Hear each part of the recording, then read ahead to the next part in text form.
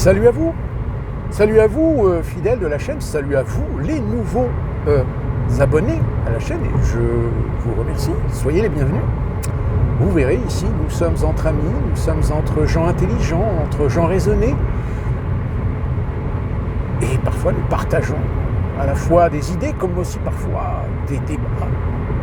Alors ils ne sont pas très passionnés parce que dans les commentaires en général, bon, mais ceci dit, ça apporte de l'eau au vin que j'apporte par mes vidéos, surtout de vos expériences personnelles, de vos environnements et surtout ce qui se passe de votre ressenti à vous en France. Parce que je rappelle, pour ceux qui ne sauraient pas ou qui n'auraient pas encore compris, moi j'habite aux États-Unis. Donc, alors, mais qu'est-ce qui se passe? Nom de Zeus.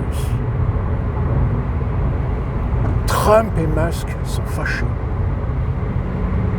Ils se balancent de la merde dans la gueule depuis 24 heures.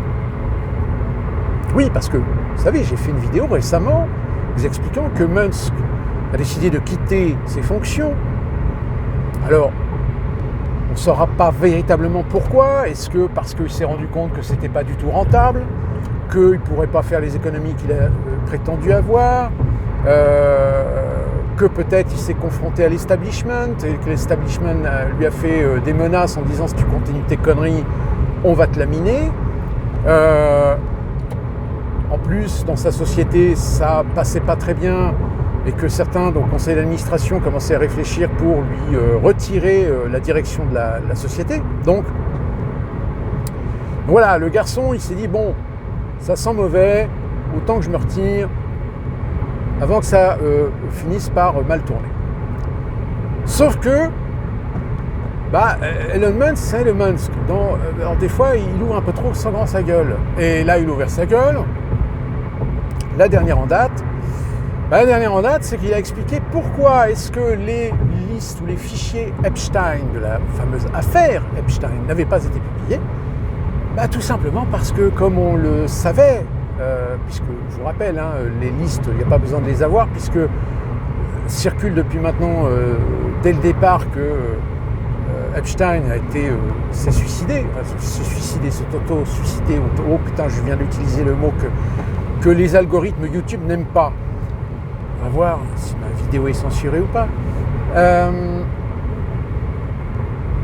Disons qu'on va dire qu'il s'est auto-mis fin à sa vie, lui tout seul, personnelle, et que il y avait des listes du fameux avion de Epstein, et sur les listes, on voyait les noms des gens. Donc on a vu des gens tels que Bill Gates, Bill Clinton, un certain nombre de célébrités, d'hommes d'affaires, etc. Donc, si vous voulez, les noms, on les a. Mais ça ne veut rien dire. C'est pas parce que les mecs qui sont allés sur l'île que c'était pour jouer touche pipi. Des fois, il y a des gens qui étaient invités sur l'île pour simplement discuter, passer du bon temps.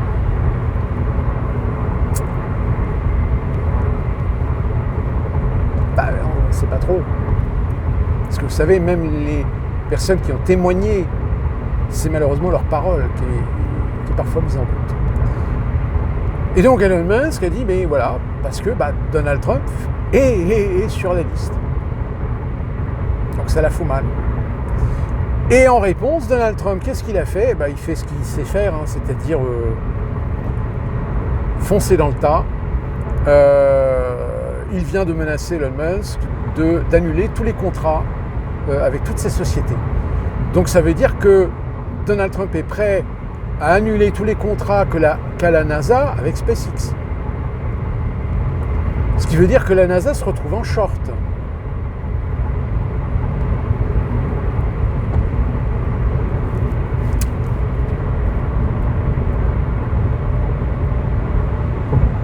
Non mais c'est...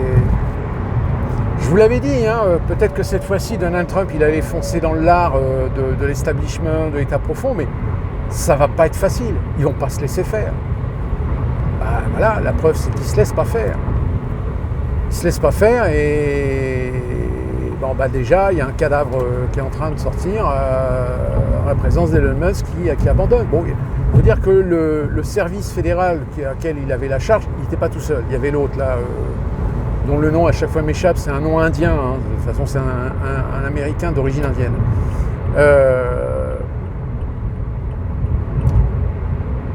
Donc voilà, c'est... Alors, encore une fois, bien sûr, ça remet sur la table toutes les vidéos, les interviews, les photos qu'on a vues où ils étaient copains comme cochons.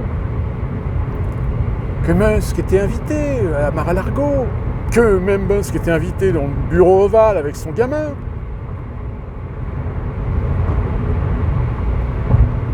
Ben, souvenez-vous ce que je vous ai dit hein, dans la société américaine, comment ça fonctionnait. Souvenez-vous que je vous ai dit que beaucoup d'Américains parfois semblaient être de très bons potes, s'entendre très très bien, alors qu'en réalité, pas vraiment. Ce n'est que des apparences, que derrière il y aura toujours une part d'hypocrisie.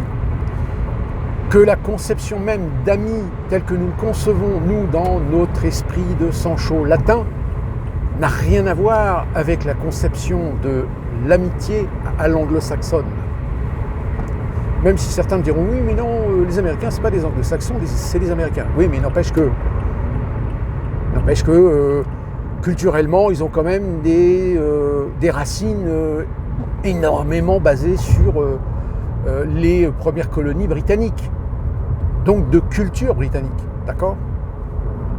Plus les Hollandais, les Allemands, tout ça, c'est de la culture anglo-saxonne. Hein. Quand on dit anglo-saxon, c'est anglo, anglais, saxon. Saxon, vous savez, c'est aussi un peu les Germains. Un petit peu, hein. Pas beaucoup. Parce que bon, je vous rappelle quand même que les Windsor, ils ne s'appelaient pas Windsor à la base. Je vous laisse regarder sur ChatGPT. Donc oui, c'est pas étonnant aux États-Unis d'avoir comme ça des relations politiques entre des gens qui ont l'impression qu'ils s'entendent super bien, et puis du jour au lendemain, c'est les pires ennemis du monde.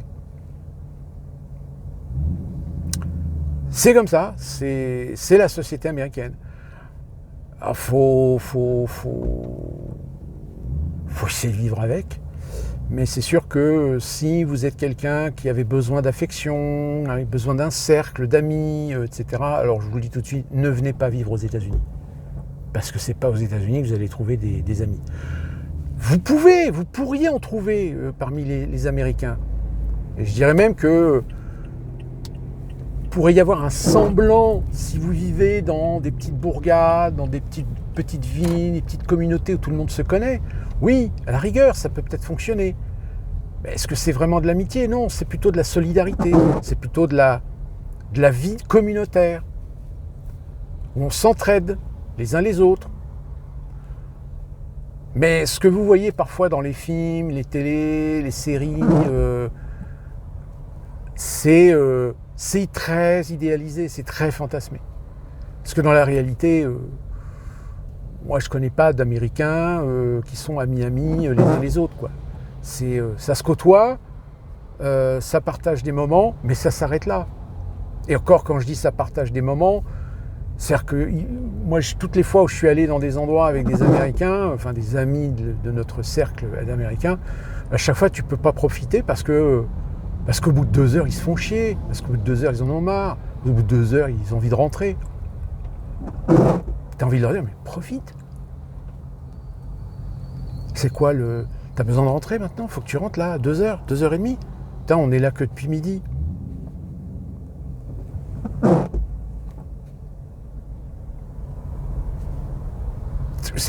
Oui, le problème c'est que ça s'écoute énormément.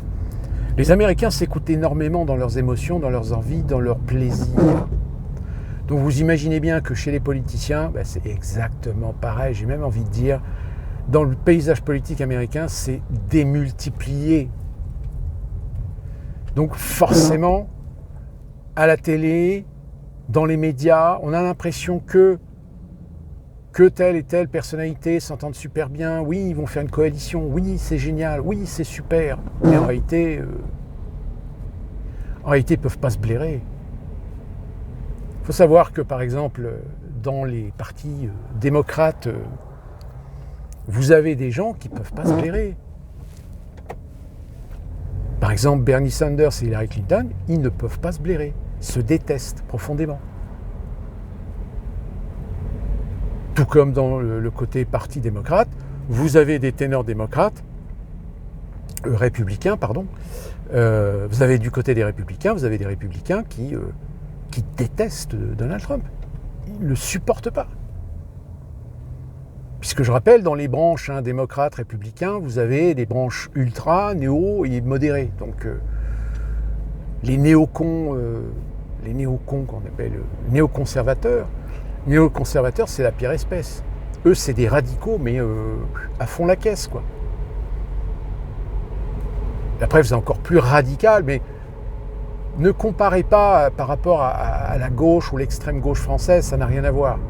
Parce que ça reste quand même des gens très libéraux, très capitalistes. On ne verra jamais Bernie Sanders ou Alicia Horacio Cortez. À chaque fois, j'ai du mal. Demain, améliorer ou augmenter le taux horaire fédéral. Ou mettre en plus des droits ou des protections sociales pour les travailleurs américains. D'ailleurs, il y en a un d'entre vous qui m'avait laissé un commentaire qui se posait la question de savoir au niveau des vacances aux États-Unis. Alors aux États-Unis, vous avez le congé payé, mais le congé payé, il dépend de la société. À l'échelle fédérale, au niveau de la loi, au niveau du Code du travail, il n'y a pas de congé payé. Il n'y a pas d'obligation de congé payé. Et les congés payés, ça varie. Ça dépend des sociétés. En règle générale, quand vous avez 2 ans d'ancienneté, vous avez le droit à moins de 10 jours, je crois, 6 jours, 7 jours de congés payés. Et en réalité, ceux qui peuvent avoir 26 jours, je crois, 26 jours de congés payés, c'est des gens qui sont là depuis 20 ans dans la société. Vous comprenez que des gens qui restent dans la société pendant 20 ans, ça n'existe pas. Hein. Donc, du coup, il n'y a personne qui a 26 jours de repos. En revanche, vous pouvez prendre des vacances, mais des vacances non payées. Là, par contre, vous pouvez en prendre autant que vous voulez, mais vous n'êtes pas rémunéré. Moi, par exemple, en congé payé, je crois que je dois avoir peut-être 10 jours, je crois. Je crois que je dois avoir 10 jours de congé payé en tout pour l'année. Sinon, le reste du temps, je peux prendre des vacances. Hein. Si par exemple je décide de revenir en France, si je reviens en France pour 3 semaines par exemple, il y a une semaine où je pourrais avoir des congés payés, mais 2 autres semaines, ça sera sans paye. Ah bah oui. Hein. Donc vous voyez ces genres de trucs-là par exemple. C'est les soi-disant démocrates, non, ils ne changeront pas ça. Alors que pourtant, c'est des gens qui essaient de taper aux portes de l'électorat, plutôt classe moyenne, etc. Mais en réalité, vous ne faites rien pour eux. Donc, vous étonnez pas si vous avez perdu la moitié de la classe moyenne américaine, plutôt progressiste, qui a décidé de voter Donald Trump. Parce que vous ne faites rien pour eux. Vous n'améliorez pas leurs conditions sociales, vous n'améliorez pas les conditions de travail. Donc, allez vous faire foutre. Logique. Bon, sauf que là, évidemment, je l'avais déjà dit dans les précédentes vidéos et je le redis, pour l'instant c'est difficile de voir si la politique de Trump est efficace ou non. Je pense très sincèrement que dans certains domaines, on verra l'année prochaine dans les bilans sur ce que ça a gagné, rapporté, sur ce que ça a perdu. Mais sa guerre contre l'establishment, à mon avis, c'est pas gagné, parce qu'il ne se laisse pas faire. Là, actuellement, vous avez des tas de procès, des tas de juges qui attaquent Donald Trump sur certains de ses décrets. Bon, il y a certaines décisions qui vont peut-être finir par aller jusqu'à la Cour suprême, mais la Cour suprême est majoritairement républicaine. Donc, mais c'est juste pour le faire chier, c'est pour l'emmerder. Alors, des fois, c'est justifié, des fois, c'est juste pour le faire chier. Hein, vous avez des procédures actuellement pour l'obliger à faire revenir des immigrés illégaux qu'il a renvoyés chez eux.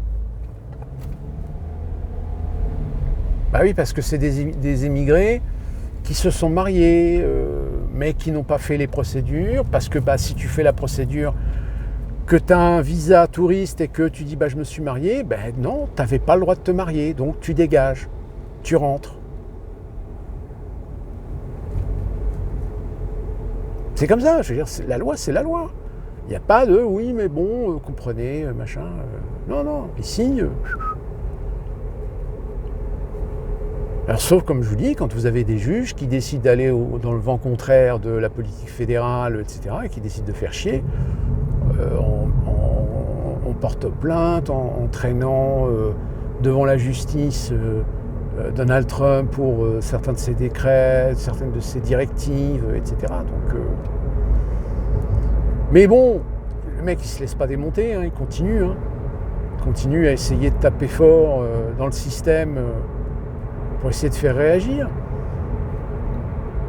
Là, les trucs qu'il fait avec les douanes, les taxes douanières, en réalité, c'est bien pour ramener les pays à la table de négociation, pour négocier, pour renégocier finalement les accords d'échange économique. De toute façon, je vous l'avais dit, hein, il a en tête de vouloir faire revenir des entreprises aux États-Unis, c'est-à-dire de reproduire, de redévelopper les chaînes de production aux États-Unis qui ont été délocalisées dans les pays étrangers. Mais le problème, c'est que le garçon, ça ne va pas se faire comme ça sur un claquement de doigts. Pourquoi ? Parce qu'il faut réinvestir selon les coûts qu'il y a aux États-Unis, et puis surtout, comment retrouver les compétences, comment retrouver les savoir-faire. C'est-à-dire qu'il faut tout reprendre à zéro. Il faut reformer, réentraîner les gens. Enfin, c'est lourd, c'est très lourd. Donc ça peut mettre 1 an, 2 ans, 3 ans avant que Apple reconstruise des usines aux États-Unis pour construire des iPhones. Donc si vous voulez, c'est toujours le problème. C'est sur le papier, c'est bien, mais dans la réalité, ça fonctionne pas. Ça fonctionne pas parce que c'est confronté à des réalités économiques, à des réalités financières qui font que, même si ça part d'une bonne intention, tu auras toujours à un moment donné des écueils. Et encore, je parle même pas de ceux qui te foutent des bâtons dans les roues. Donc, je pense que Musk est parti à cause de ça. Je pense qu'il s'est rendu compte que ce qu'il croyait pouvoir faire des économies en fermant de façon brutale des administrations, des services fédéraux, etc., ouais, mais non, en fait. Parce que voilà, tu t'es confronté, en effet, alors tu es confronté déjà aux contrats qui sont déjà signés, que forcément, il faut que tu honores. Donc, c'est-à-dire que, par exemple, l'USAID, elle est fermée aujourd'hui, mais l'État fédéral est obligé de continuer à aider des pays, des secteurs, etc., parce que y a des engagements qui ont été faits. Vous savez, c'est des engagements sur des périodes. Des périodes de 2 ans, 3 ans, 5 ans, etc. Donc, à moins de dénoncer ces contrats, vous êtes obligé contractuellement de respecter vos engagements d'investissement, de financement, etc. Vous n'avez pas le choix. D'ici là, qui réouvre US7 par exemple, il n'y a pas des kilomètres. Donc si vous voulez, si dans 4 ans, Donald Trump n'a pas réussi à bousculer les institutions, à faire évoluer le schmilblick et surtout faire mal à l'establishment, bon, si c'est pas lui qui a réussi à le faire, personne d'autre le fera. Donc, j'ai envie de vous dire, méditez sur la question en ce qui concerne l'Union européenne. Parce que l'Union européenne, de toute façon, elle est partie là, hein, ça y est, hein, c'est parti pour prendre les pleins pouvoirs, hein, tôt ou tard. Alors peut-être l'année prochaine, où il suffit que la guerre en Ukraine avec la Russie, ça part en couille et que ça implique par une attaque de la Russie sur une base de l'OTAN ou un truc comme ça, et puis voilà, puis patatras, ça y est, c'est parti. On commence à foutre le bordel. Donc, tout est possible, hein, rien n'est impossible. Sauf que n'oubliez pas qu'en général, ceux qui ont les ficelles, c'est la finance internationale. Hein, je le répète. Qui a le pouvoir aujourd'hui? C'est pas les États, c'est pas l'OTAN, c'est pas l'ONU, c'est pas Poutine. À la rigueur, celui qui peut vraiment prétendre avoir les pleins pouvoirs, c'est Xi Jinping en Chine. Et encore, ce qu'il sauve, c'est parce qu'il a la main sur la banque centrale. Donc il peut faire de la planche à billets autant qu'il veut. Ce qui n'est pas le cas de la BCE. Puis souvenez-vous, hein, quand on est rentré dans l'euro, on l'a toujours dit, hein, si un jour l'euro est attaqué, bon, c'était pas par qui, hein, mais sur la guerre monétaire, si jamais l'euro est attaqué, c'est pas un pays qui s'effondre, c'est 27 pays. Enfin 27. Je crois pas 27, puisqu'il y a certains pays qui n'ont pas pris l'euro. Je crois que la Suède a toujours sa couronne suédoise. La Grande-Bretagne a quitté, mais elle avait gardé sa lire sterling. Je ne sais plus quel autre pays n'est pas encore entré dans l'euro. Mais bon, voilà, je veux dire, la France et l'Allemagne. Vous savez, on a toujours dit, faites très attention, parce que le jour où ça part en vrille, les Allemands, ils ne vont pas laisser le temps aux Français de comprendre ce qui se passe.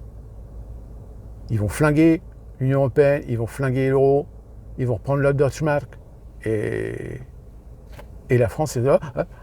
Bon, alors on va reprendre une monnaie, qu'est-ce qu'on fait? Oui, on va reprendre le franc. Ouais, mais bon... Mais attention, parce que un effondrement de l'euro, ça veut dire que toutes les banques vont bloquer les comptes. Hein. C'est-à-dire que vous pourrez pas retirer de l'argent comme vous voudrez. Hein. Souvenez-vous ce qui s'est passé en Grèce pour éviter les bank-runs. Ça pareil, hein, ça vous pend en nez. Hein. Déjà, psychologiquement, ils vous préparent, puisque moi, aux États-Unis, je peux aller à ma banque, je leur dis, voilà, j'ai besoin de 2000 $ en espèces. D'accord, monsieur. Hop, et me file 2000 $. Pas 2000 $ tout de suite, mais ils peuvent me les donner le lendemain ou le surlendemain, etc. Mais j'ai le droit de disposer de mon argent en espèces. Faites la même chose dans votre banque en France. Vous allez voir la misère, comment ils vont vous faire. Ils veulent savoir pourquoi. Qu'est-ce que vous voulez faire avec cet argent? Est-ce que vous avez vraiment besoin de l'argent en espèces? Nous, ce qu'on peut vous faire, c'est que vous pouvez payer avec une carte. On vous fait un chèque certifié. Il vous faut des documents. Il faut prouver. Il faut apporter la preuve que ce que vous achetez, vous l'achetez légalement. Mais attendez, normalement, je fais ce que je veux avec mon argent. Eh ben non. En Europe, vous ne pouvez pas faire ce que vous voulez avec votre argent. Première nouvelle. Ça vous embouche un coin? Ben oui. Allez voir votre banque. Et je vous le dis. Allez leur demander 1000 €, par exemple. 1000 € en espèces. Vous allez voir la misère qu'ils vont vous faire. Pourquoi? C'est pour acheter une voiture. Ah, donc il nous faut une certification du véhicule. Limite, ils vont vous demander un contrôle technique pour être sûr que... c'est grave. Hein. Moi, je me souviens que quand j'avais encore un compte en France, l'argent que j'avais sur ce compte-là, j'ai essayé de le retirer par petites sommes. Je faisais des transferts par petites sommes parce que je ne pouvais pas transférer tout, l'intégralité. Parce que sinon, il fallait que je justifie pourquoi, machin. Ouais, mais attendez, oui, puis il faut qu'on ait un entretien avec vous. Je dis, mais attendez, je vais aux États-Unis, je ne vais pas venir en France juste pour un putain d'entretien. Ah ouais, mais vous comprenez, c'est la procédure. Donc en gros, vous ne voulez pas me filer mon argent. Voilà.